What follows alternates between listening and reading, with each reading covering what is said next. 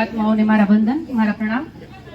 સૌથી પહેલા મારું ઇન્ટ્રોડક્શન આપું તો હું ગોંડલ તાલુકા યોગ કોચ તેમજ પણ છું, મોટિવેશનલ સ્પીકર, એન્કરિંગ પણ કરું છું, woman safety awareness seminar, webinar અને શિબિર પણ કરું છું. તેમની સાથે સાથે સોશિયલ વર્કર પણ છું. ગોંડલની અંદર કલ્યાણ ચેરિટી ગ્રુપ પણ ચલાવું છું. અને આ બધું હું નથી કરતી, મારો ઈશ્વર કરાવે છે, હું એમાં નિમિત્ત માત્ર છું, એટલે હું આ કરી શકું છું. Thank you. હવે સૌથી પહેલા તો આજે મજા આવી પાકો છોકરાઓને તમને એમ થાય ને આવા અઠવાડિયે મહિનામાં 2 વાલી દિવસ નાખે તો બેન મજા આવી. ખરેખર બીજી વાર આવો કે કેટલાને એવું લાગે છે ટાઈમ વેસ્ટ ગયો, કહેવાના તો કોઈ નથી. ઘણા લોકો જો આમ હોય સ્થિત પ્રજ્ઞ હસતા જ ન હોય તો આજે આપણને મસ્ત મજાની જો ખરેખર એક વેલજી દાદાની આ હોસ્ટેલની અંદર આપણે કહીએ કે ખૂબ જ એન્જોય કર્યો બાળકોની સાથે. આપણે બાળકો ખુશ થતા હોય તો આપણે કેટલા ખુશ થતા હોય, તો આજે આપણને બધાને એન્જોયમેન્ટ કરીને બાળકો પણ ખુશ થાય છે. તો આજે આપણને એક ઓપોર્ચ્યુનિટી આપી, તો એમના માટે આપણે ખરેખર સૌથી પહેલા અહીંયા આપણે જે એન્જોય કરીને એમાં કેટલા લોકોની મહેનત છે, કેટલા દિવસ પહેલાનું પ્લાનિંગ છે. તો સૌથી પહેલા સ્ટાફ, એમના લીડરો, એમના શિક્ષકો બધા માટે જોરદાર એક વર્તાવ, બધા માટે. કેમ કે આપણને આનંદ એને સરસ કરાવેલો છે. કેટલા ટાઈમ પછી ઘણા રહીમાં હશે, બરોબર છે. ચાલો હવે લઈને વાત કરીએ યોગની. તો આજે જોયું કે ઘણા લોકો મેં સ્ટાર્ટિંગમાં પૂછ્યું કે તને પગ દુખે છે, કમર દુખે છે, તો લગભગ એવું હોય કે દુખે જ છે. પણ ખરેખર સમજી લ્યો કે આજે હું આટલા વર્ષથી યોગ કરાવું છું, ટીચર ટ્રેનિંગ પણ આપું છું, યોગના ટીચરોને પણ ટ્રેન કરું છું, અને હંમેશા એક જ વસ્તુ કહું છું કે બીમાર આપણું કોણ છે? મન છે. હું સાયકોલોજીની સ્ટુડન્ટ છું, મનોવિજ્ઞાન પણ ભણેલું છે, અને સેલ્ફ ડિફેન્સ મેં કરેલું છે. એમાં 7 સ્ટેજ કરેલા છે સેલ્ફ ડિફેન્સમાં. તો એમાં પણ મન જ છે બીમાર, બરાબર. હવે કોઈ એમ કે આમાંથી ઓકે બહેનોને તો પૂછી લીધું હતું, ભાઈઓને એમાંથી કેટલાની ગોઠણ ને કમર ની તકલીફ છે, દુખતા હોય ને કેમ નથી રમાડવાના, ટેન્શન ન લે. ઓકે ચલો બહેનોને 1 2 3 4 બહેનોને કેટલા તકલીફ છે? હવે જો મહત્વનું એ નથી, આમાં દુખે જ છે પણ ઊંચો હાથ આને કર્યો તમે સ્વીકારતા નથી. મહત્વનું એ છે, મારે એ જ જોવું હતું, કેમ કે મેં પહેલા પૂછી લીધું હતું. સમજાય છે? તો હું એટલે જ કહું છું કે સૌથી પહેલા તો આપણે છે ને ફેક્ટ થઈ જાવ. સમજાઈ ગયું? હવે આમાંથી જેટલે કીધું કે મને કમર દુખે, મને ગોઠણ દુખે, છું જલ્દીથી ચાલી શકતો કે શકતી નથી. હમણાં દોડતી ગાય આવે કે હડકાયું કૂતરું આવે તો બેસીએ કે ભાઈ મારથી ભગાતું નથી, હાલે તો બટકું ભર લે કે ભાગશું તો કોણ બીમાર છે? મન બીમાર છે આપણું. અત્યારે ઘણા બહેનો કેટલા દોડ્યા, ઊંધું જોઈને દોડી શક્યા. સમજાય છે? તો હંમેશા એક જ વસ્તુ કહીશ, બીમારી આપણને નથી. કોણ બીમાર છે? આપણું મન બીમાર છે. ઘણા બહેનોને બહુ આવી જાય ને એટલે એ સાસુ થઈ ગયા એટલે બીમાર પડી જાય છે. બહુ ફેક મારી પાસે જેટલા કેસ આવે છે એ વસ્તુ જ હું કહું છું. ઘણાને કામ કરવું પડે છે એટલે બીમાર પડી જાય. ઘણાને એમ છે કે મારામાં ટેલેન્ટ છે, હું બહાર કાઢીશ તો નવરી જ નહીં રહું એટલે બીમાર પડી જાય. બરાબર નહીં, બધી રીતે સ્વસ્થ રહ્યો. જો હવે રહી વાત યોગની, તો સૌથી પહેલા મારી પાસે 2 કિસ્સાઓ વાત બધા કરતા વધારે છે, ગેસ અને પિત્ત. લગભગ ને આ પ્રોબ્લેમ છે, લગભગ ને. હવે છે ને વેઇટ લોસ કરવો છે, ક્યારેય નથી કરવાનો, ફેટ લોસ કરવાનો છે. બધા શું બોલે છે? વેટ લોસ નથી કરવાનું, ફેટ વધારેની ચરબી છે એને દૂર કરવાની છે.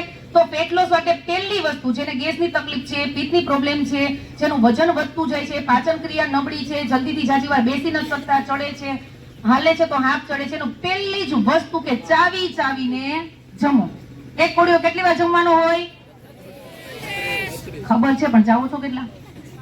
જલ્દી કરી, બસ આવી જાય. તમારે 1 કલાકથી ઊભા થાવ તો મારે પોતા થાય.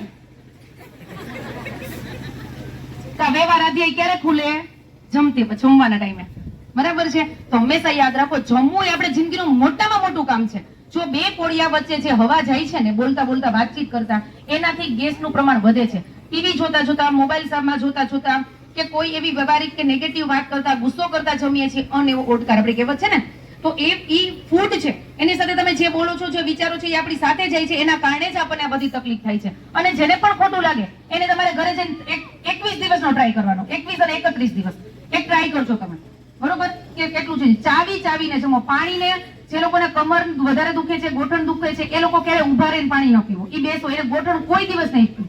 જે બહેનો છે એ માતા બહેના છે ને બાળકને જન્મ આપ્યો છે, એ ભૂલે ચૂકે 6 મહિના સુધી જો ઉભા રહીને પાણી ન પીવે તો જિંદગીમાં એને કોઈ ગોઠણ દુખે જ નહીં, એ ગેરંટી. હરિદ્વાર આશ્રમની અંદર, પતંજલિ આશ્રમની અંદર પણ પાણીની પરમની બાજુમાં બેન્ચો રાખી છે કે ઉભા રહીને કોઈ પાણી ન પીવે, એટલા માટે બેસીને પાણી હંમેશા પીવું જોઈએ, બરાબર છે. બીજું, ચાવીને જમવું. અને અક્ષી રિલાક્સ, જેને નોટ કરવું એ કરી લેજો, લખવું એ લખી લેજો. શું કરવાનું? ગેસ અને પિત્ત માટે. ગેસ માટે વરિયાળી અને જીરું 2 સરખા પ્રમાણમાં લેવાનું, અને અજમા છે એના અડધો ભાગ. થઈ ગયું? સમજાઈ ગયું? જીરું અને વરિયાળી સરખો અને અજમાઈનો અડધો ભાગ. ઈ ત્રણેયને જાડા વાસણમાં શેકવાનું, પણ બને ત્યાં સુધી સ્ટીલનું વાસણ યુઝ કરવાનું. લોખંડનું હોય તો બેસ્ટ, બરાબર છે. તો એમાં ધીમા ગેસે શેકી એનો ડબ્બો ભરી લ્યો અને જમ્યા પછી રોજ 3 ટાઈમ અડધી, પોણી કે 1 ચમચી તમને જે અનુકૂળ હોય 1 ચમચી બને તો ચાવીને ખાઓ. ગેસની પ્રોબ્લેમ મૂળમાંથી વહી જશે.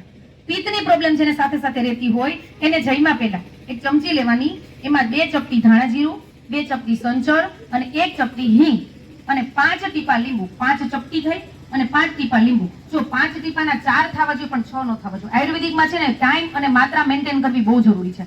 એ ચમચીમાં લઈ સીધું મોઢામાં મૂકી અને પાણી પી જાઓ. જમ્યા પહેલા 3 ટાઈમ 15 મિનિટ, તો પિત્તની પ્રોબ્લેમ મૂળમાંથી વહી જશે. પિત્ત, ગેસ, ઉલટી, ઉબકા, બેચેની, ગુસ્સો આવવો, ચીડિયો સ્વભાવ થવો, કોઈ સુગંધ ન ગમવી, બરાબર. આ બધી વસ્તુ આ તકલીફ કોની છે? પેસુટીના પણ છે અને આના. એમાં આ ચમચી છે તમને કીધી છે એ બહુ કામ કરશે.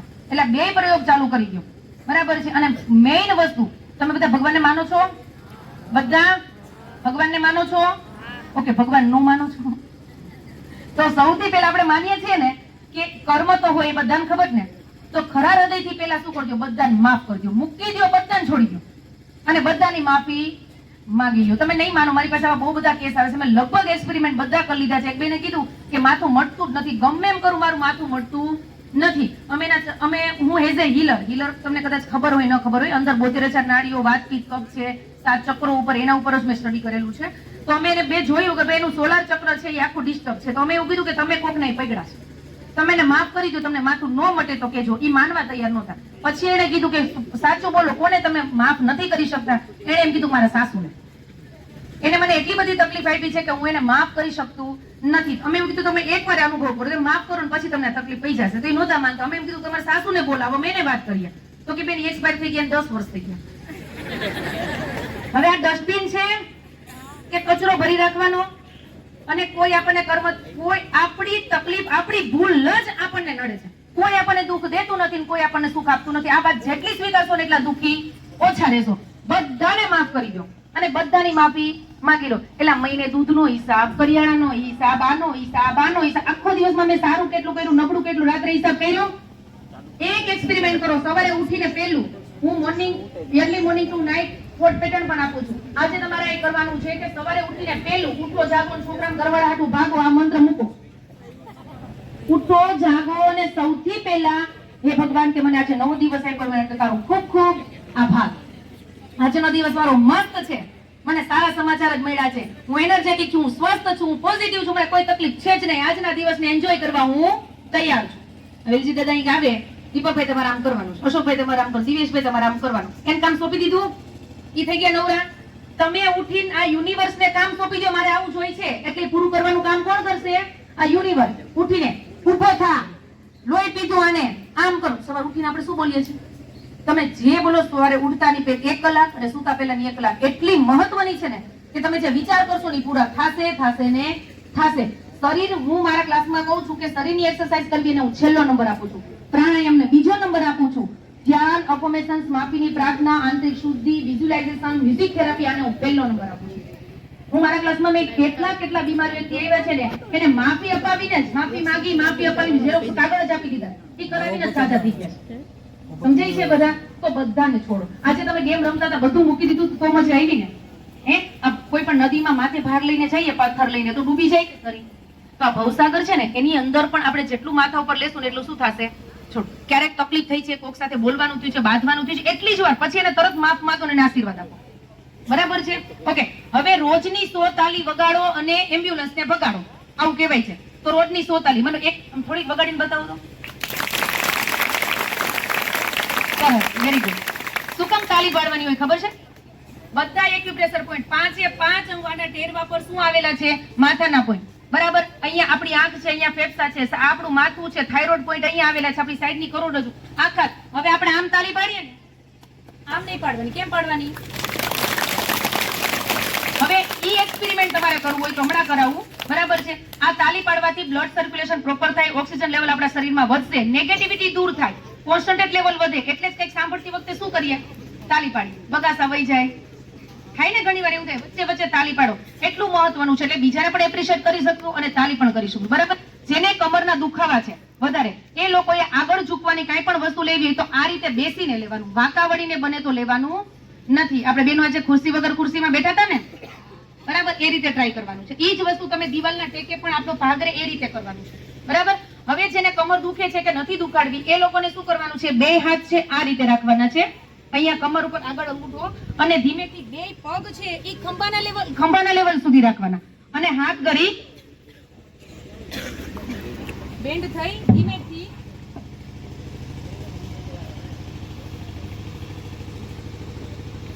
પહેલી વખત ધીમેથી, બીજી વખત ધીમેથી, નકર પાછળ ઢોળાઈ જશું, કોકને પાછા ઊભા કરવા આવવા પડશે.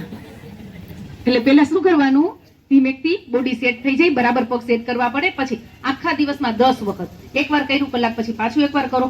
આ કરવાથી કમરના દુખાવા, કેમ કે મોસ્ટ ઓફ આપણે આગળ જ નમીએ છીએ, પાછળની તરફ નમતા નથી. જેને સર્વાઇકલની પ્રોબ્લેમ છે, અહીંયા દુખાવો છે, માથું દુખે છે, ઊંઘ બરાબર નથી આવતી, એને શું કરવાનું છે, 4 રાઉન્ડ ગોળ ફેરવવાના છે રોજના, 5 સીધા 5 ઊંધા. કઈ રીતે, નીચે જોઈ બે સાઈડ કાન,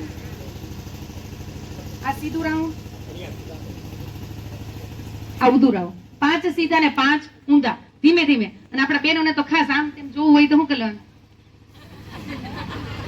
એક્સરસાઇઝ થઈ જાય ને આપણું કામ થઈ જાય, બરાબર. આપણે ચર્ચાસનમાં ઊભા રહી જાય, ઘણા બધા આસન હોય, પણ અમારા બહેનો છે ને ચર્ચાસન વધારે કરે, એટલે ચર્ચાસનમાં કેટલો બધો ટાઈમ વહી જાય ખબર નહીં, આપણે ઊભા ને ઊભા હોય. હવે આમાં ઘણા બહેનોને અહીંયા લાલ લીલી નસો થઈ ગઈ હશે, લગભગ ને છે, લગભગ ને છે, સાચું બોલો, છે ને. અહીંયા પાછળ સાથળની સાઈડમાં હવે આ વેરિકોઝ વેઇનની પ્રોબ્લેમ થઈ છે. ખરેખર અત્યારે સતત ઊભા રહેવાથી આ તકલીફ થાય છે, અને જેને ભાઈઓને પણ પગ દુખે છે એ લોકો કે નીચે પગ લટકાવીને નહીં બેસે, કંઈક સામે રાખીને બેસો, અને બેનો કે ભાઈઓ નીચે બેઠા છો તો સેટી ઉપર પગ રાખો, બરાબર છે. તમારા કરતા પગ કેટલો રાખો, ઉપર. બ્લડ સર્ક્યુલેશન નીચે જાય છે પણ ઉપરની તરફ આવતું નથી, એટલે એને જો દિવાલ સાથે આખા ટચ થાય તો પણ થાય. એની સાથે સરસ સરસ બીજાને આશીર્વાદ આપો, પગ એનું કામ કરશે. હવે માની લો કે 10 મિનિટ પગ ઉપર રાખ્યા તો 2 મિનિટ થી 3 મિનિટ નીચે રાખવા ફરજિયાત જરૂરી છે. એકદમ ઉપર રાખ્યા હોય તો, આટલા રાખ્યા હોય તો જરૂરી નથી, કેમ કે લોહી ઉપર આવ્યું છે અને પાછું શું થવા દેવું પડશે, નીચે. તમે જોજો 13 પ્રકારની બીમારીઓ છે પગ ઊંચા રાખવાથી થાય છે. હવે કોઈને એવું માનવામાં હોય ને કે ડાયાબિટીસ ન જાય, બીપી ન જાય. મારા ક્લાસમાં અત્યારે 64 વર્ષના માજી છે, અત્યારે 2 વર્ષથી એટલે 67 વર્ષના અત્યારે થઈ ગયા. એને રક્તકણ ઘટી ગયા હતા, શ્વેતકણ વધી ગયા હતા, ડાયાબિટીસ આવી ગઈ, બીપી આવી ગઈ, રાત્રે ઊંઘ ઉડી જતી, કોન્સ્ટિપેશનની પ્રોબ્લેમ, એને જીવવાની આશા જ મૂકી દીધી હતી, બરાબર છે. સાવ 2 વખત વોકાડમાંથી પાછા આવ્યા હતા. અત્યારે મારા જેટલા ક્લાસ ચાલે છે જે છે એમાંથી બધા કરતા પહેલો નંબર હું એને આપું છું કે બધું કરે છે. ગોઠણ દુખતા હતા અત્યારે સૂર્ય નમસ્કાર રોજના 70 કરે છે. મેં કીધું 67 ના છો ને 67 થી વધારે સૂર્ય નમસ્કાર મારે કરાવવા છે. હું નથી કરતી, કોણ કરીશ, મારું ભગવાન કરે છે. એ મને જે સંકેત આપે છે એના પ્રમાણે હું કરું છું. તો હંમેશા તમારું મન બીમાર છે ને પેલા તો મારાથી નથી થતું નહીં ભૂલી જાઓ. નો થાય ને એમ બોલવાનું, થાય છે પણ મારે કરવું નથી, પણ ના તો આવી જ ન જોઈએ, સમજાય છે. એકવાર તમારું એક ભાઈ દવાખાને ગયા, ભાઈ આખું શરીર, ડોક્ટર કે હું થયું, આખું શરીર દુખે છે. ક્યાં દુખે છે? જો અહીંયા આડું તો દુખે છે, કે અહીંયા આખા શરીરમાં જ્યાં આડું આખું શરીર પાક્યું. ડોક્ટરે ચેક કર્યું તો આંગળી પાકી હતી. આપણી પાકી છે શું છે?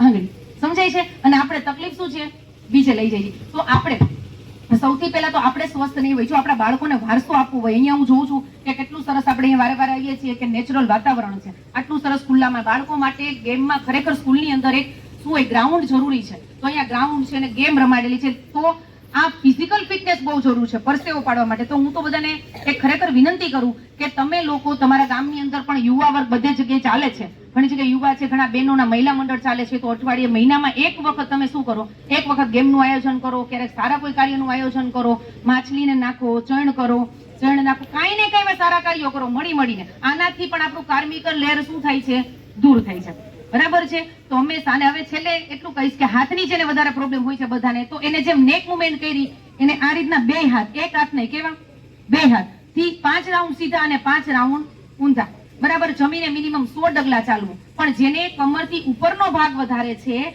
એ લોકોએ તમારી કેપેસિટીથી વધારે નહીં ચાલવાનું, નકર ગોઠણનો ઘસારો થશે, બરોબર છે. સ્પીડ પણ નહીં અને એકદમ સ્લો પણ નહીં, એ રીતે વોક કરવાનું ચાલુ રાખીશું, બરાબર છે. ક્લિયર?